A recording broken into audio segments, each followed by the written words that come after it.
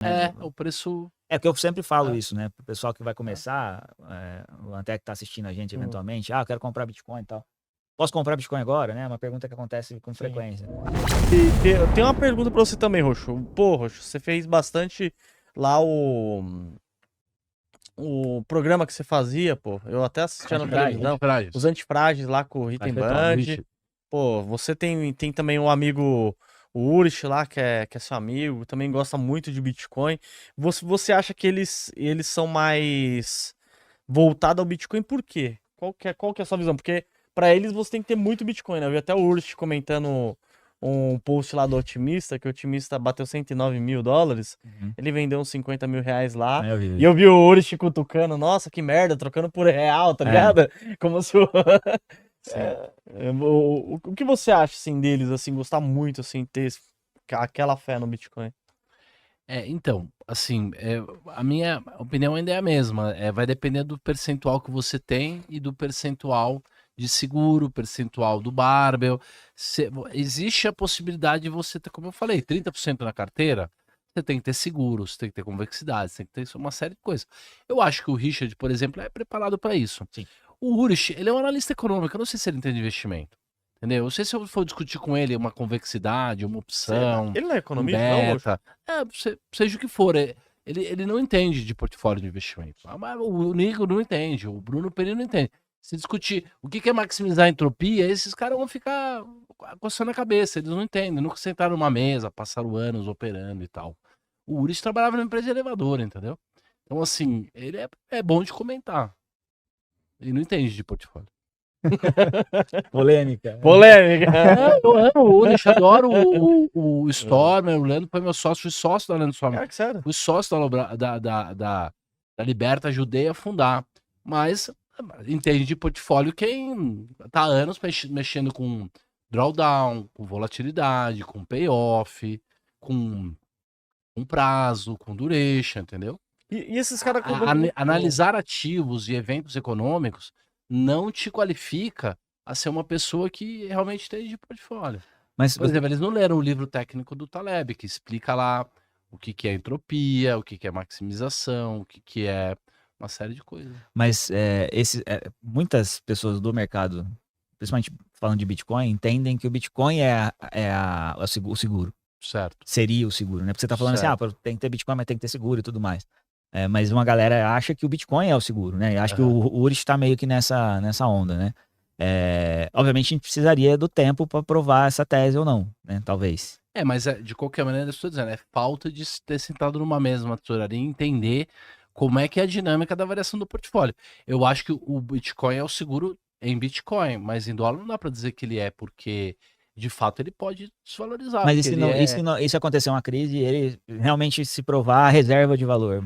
Eu entendo, mas aí você está vinculando a um sucesso que a gente não tem garantia, né? Sim. E se você... Porque existe a diferença entre a probabilidade do conjunto e a probabilidade do tempo. O Richard entende isso muito bem. A probabilidade do conjunto é quando 100 pessoas vão no cassino no mesmo dia. Se você fizer o cálculo da probabilidade de ser a probabilidade de quebrar é 1%, significa uma das 100 pessoas vai quebrar. Se for a pessoa 32, isso não impacta na pessoa 33 nem 34. Então são eventos independentes do processo. No caso da vida real e de um portfólio de uma carteira, na verdade não são 100 pessoas distintas indo no cassino no mesmo dia. É uma única pessoa, é só você indo 100 dias seguidos no cassino. Então se você quebrar no dia 32, não tem dia 33.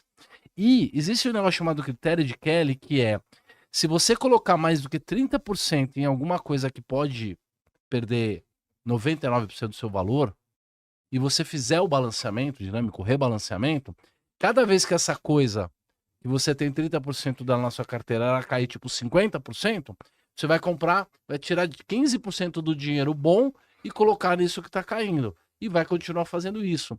Então as pessoas acham que elas só podem quebrar, perder 100% do capital se elas tiverem 100% do capital naquilo, mas não é. Se você tiver só 30% do capital naquilo, mas aquilo for caindo e você tirar dinheiro bom para colocar um dinheiro ruim, com 30% de exposição, você pode ir a zero, você vai à ruína. Então é isso que eu estou dizendo. Basta o Bitcoin cair 90%, e uma estratégia dessa que vai comprando para baixo, mesmo que você só tenha 30% ou 40%, você corre o risco de ir para a lona. E se for Pior, comprando chega em dinheiro algum novo? momento, no meio da queda, acabou o teu dinheiro, você não tem mais coragem de Sim, comprar e você não pega o dinheiro baratinho.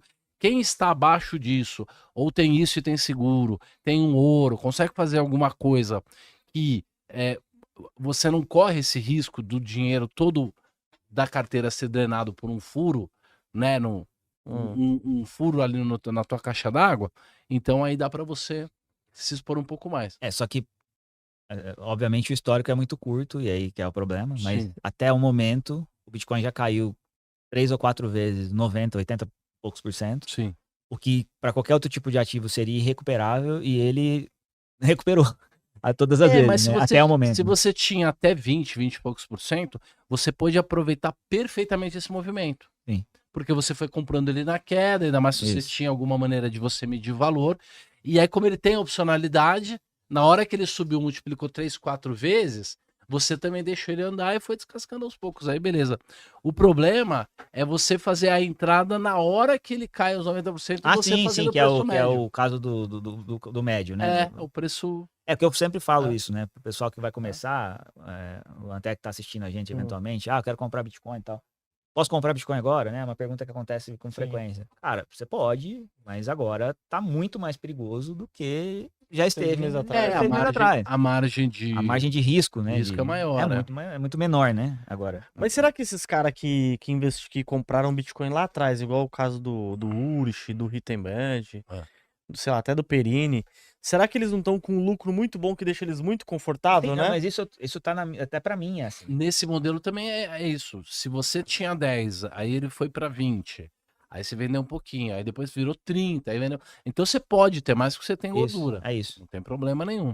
Mas esses limites também deveriam ser respeitados. Mas é que nem a gente teve discussões lá no nosso grupo lá que a gente fala sempre. Uma delas é assim, por que você não vendeu Bitcoin na queda e tudo mais? Você podia ter vendido no 100, comprado no 70, e aí você vai aumentar a quantidade. O problema, qual que é a minha visão disso? É que eu nunca sei Que vai ser... quando vai ser o movimento e em que dia que ele vai subir. Porque né? em um dia ele sobe 15.